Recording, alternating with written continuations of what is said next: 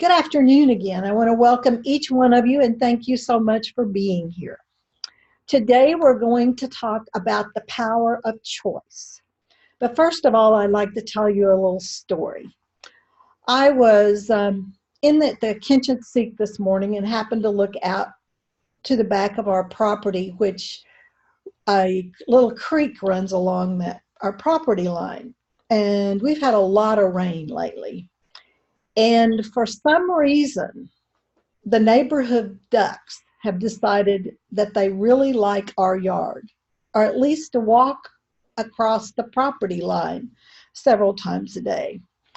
So my husband happened to walk into the kitchen when I was in there, and I asked him, I said, "Have you seen our ducks?" And he hadn't. He came over and he looked out the window and he kind of chuckled. And he said, somebody asked me recently when I was going to retire. And I told them when I got all my ducks in a row. And he looked at the ducks and he looked at me and he said, "Well, they're not quite in a row yet." These ducks, literally, there's about somewhere between 8 and 10 of them. And about the first 6 of them will be in a line, and then they kind of stagger a little bit for the rest of them. And he looked at me and he said, "Do you think this is a sign?" I thought, I don't really know, but if we don't see the ducks again, it probably is. But he's at a place in his life that he can retire whenever he's ready. He's been out at his current job for almost 40 years, so he's ready to make the choice to do something different, to say the least.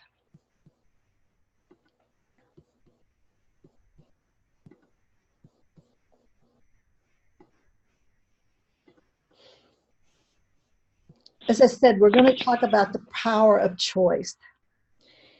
And Dr. Ernest Holmes, in the Science of Mind textbook in the glossary, says self-choice. This term implies that we have the ability to make selections of one or more things. That is what individuality is. Self-choice is the ability to choose, backed with the power of externalize and backed with the power to externalize the choice. To be an individual, each of us had to be created with self-choice. In practical applications of science of mind, he says the power of source with the power of choice, with which we have been endowed, is either our greatest blessing or our greatest curse.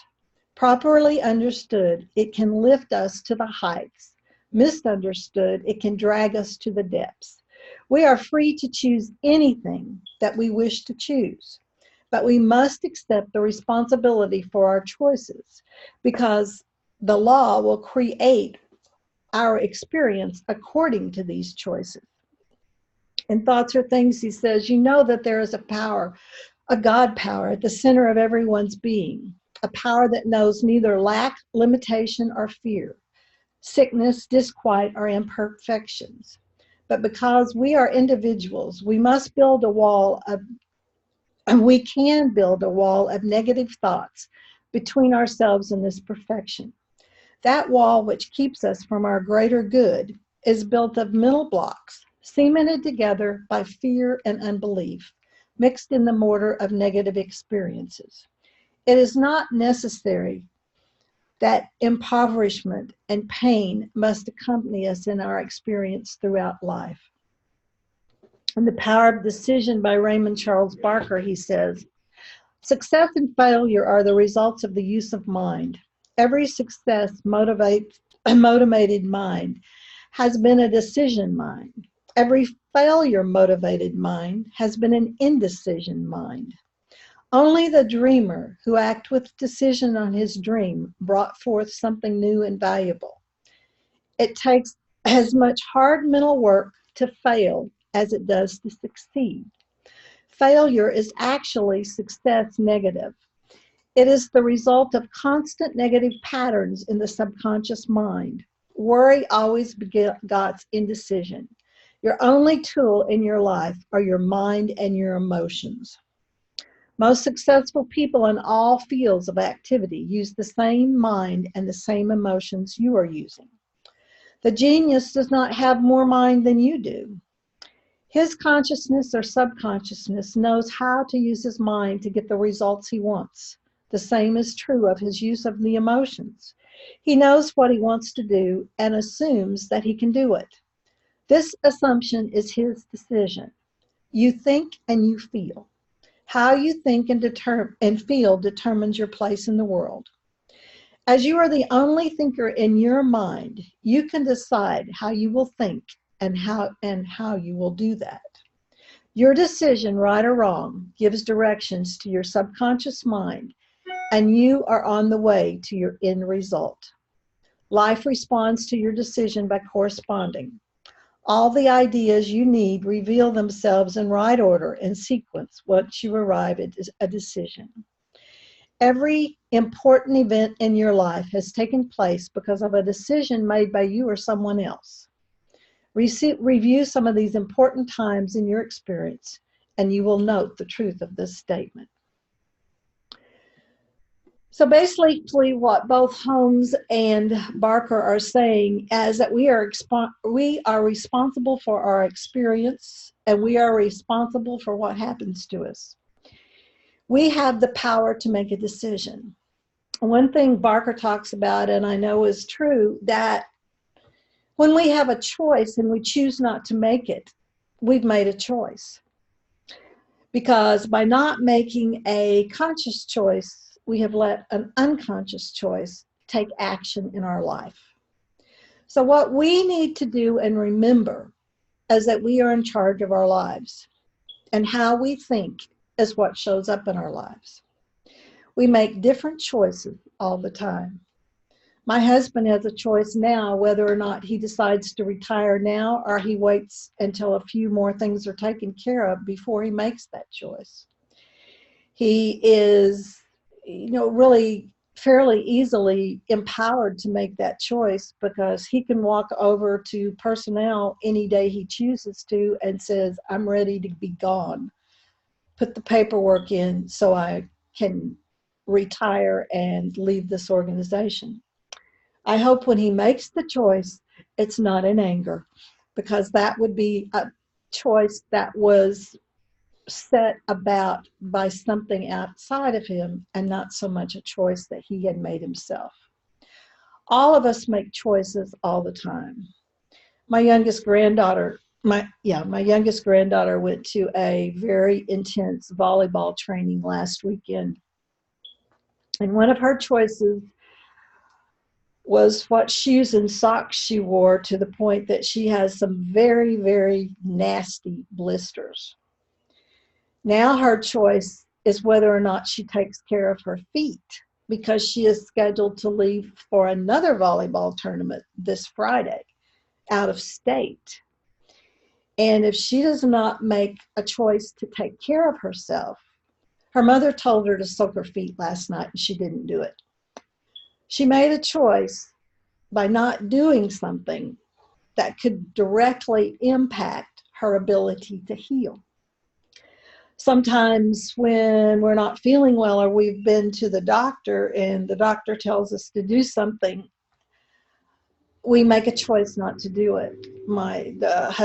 The husband I've been talking about is actually a respiratory therapist, and one of his passions is teaching non-smoking classes. And he's been as a respiratory therapist, as I said, for more than 40 years. And his dad died when he was 6 months old from lung cancer. So he is very, very passionate about helping people to release their need to smoke. And he is so passionate that sometimes he loses his compassion along with it. And he really encourages his students to make some extremely difficult decisions around relationships and their own health.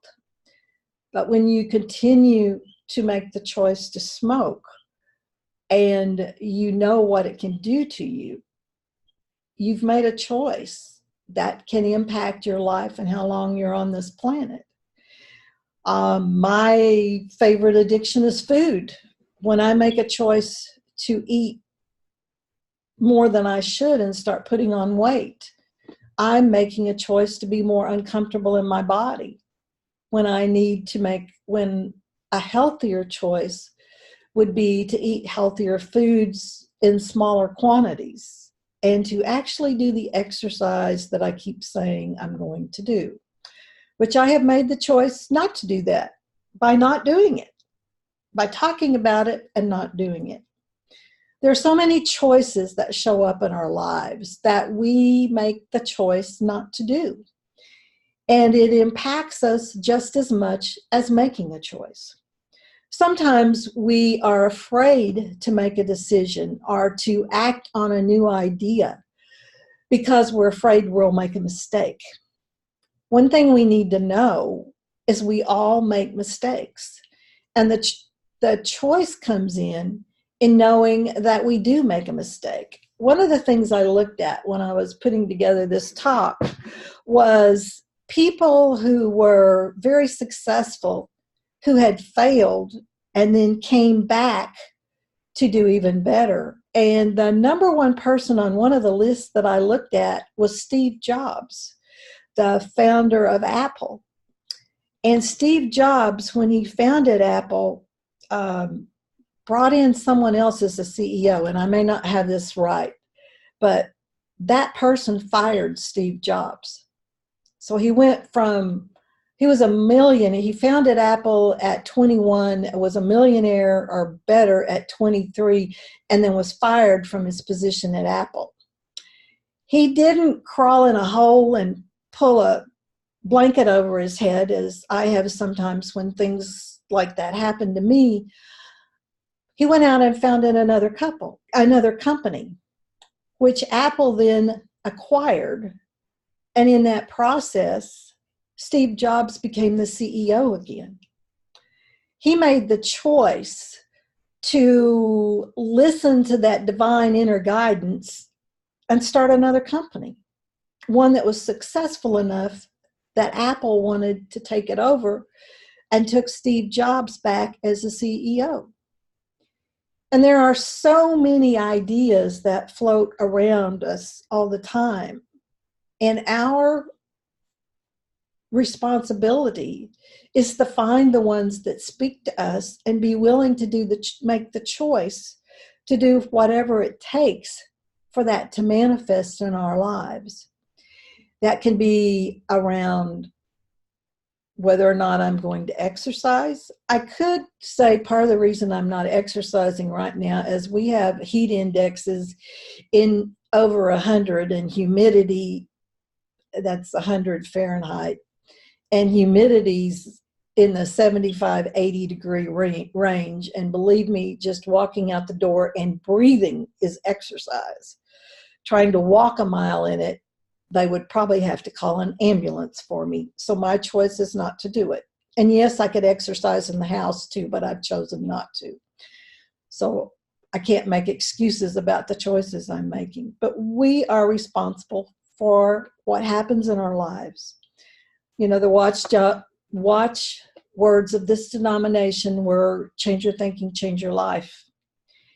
And when we change our thinking, we are more willing to make our choices. One of the stories that Barker talks about in The Power of Decision is a woman who came to him and said, I can't make choices. I can't choose my own wardrobe.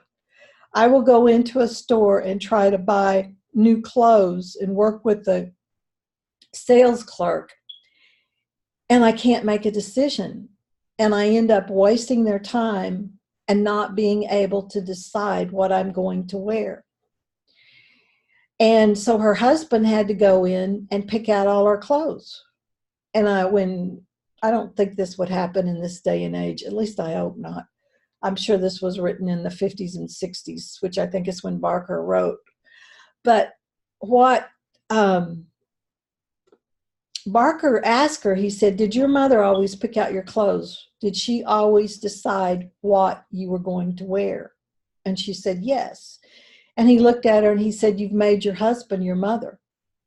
Because she was never given the opportunity to make the choice. She never had the willpower to make that choice herself. She had to find somebody else to make the choice for her.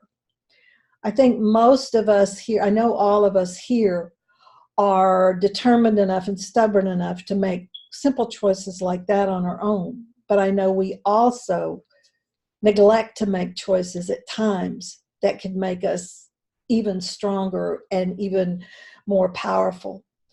Barker also says that all business people use that divine guidance, that divine intuition that allows them to know what to do, when to buy things to sell for their business, when to make a choice to grow their business, and when to do various things that determine how successful their business is. He said many of them wouldn't admit it, but they are definitely connected to that divine wisdom. And when we decide to make a choice, we make a decision. And I put an affirmation in the chat that I want to share with you because I thought it was extremely powerful. And when you're in a place of making a decision that is very important for your business, your personal life, your health, whatever that decision is, I suggest that you consider using this affirmation. And after you make your decision with passion, emotion, and determination, say, this is my decision. I now authorize you, and that being God's Spirit, that inner guidance. I now authorize you to accomplish this. I have total confidence in your abilities and resources. I authorize this without any reservations. I do not place this demand in the framework of time or condition. It is a free demand now established in my subconscious mind. This mind now has it clearly. To me, that is a powerful affirmation. And when we have truly made a decision with passion and feel it in our hearts, to declare that we expect this decision to manifest, even though we don't put a time frame on it, is a very, very powerful tool. And if you're at a place where in your life when it's time to make a decision that will change your life, change your physical experience or your emotional experience at some time, I highly suggest you consider making that decision with passion and then stay using this affirmation that I just read to you. And that is my lesson for today, and thank you for being here.